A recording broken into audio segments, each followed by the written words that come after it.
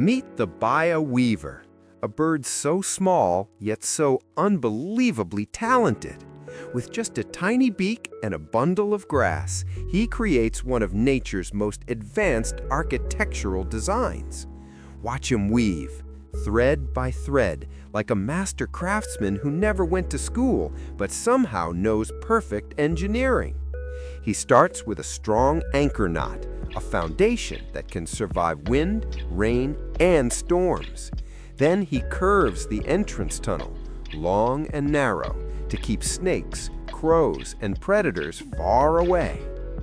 This little guy weighs less than a few grams, but the nest he builds? A full hanging apartment, strong enough to hold a family. Inside those woven walls, the air stays cool during the burning sun and warm during cold nights. A natural air conditioning system designed by instinct, perfected over generations. And here's the sweetest part. He doesn't build just one nest. Sometimes he makes 2, 3, even 5. All for one reason: to impress the female. When she arrives, he hangs upside down proudly like a tiny acrobat, then says, "Look at my home. Do you approve?"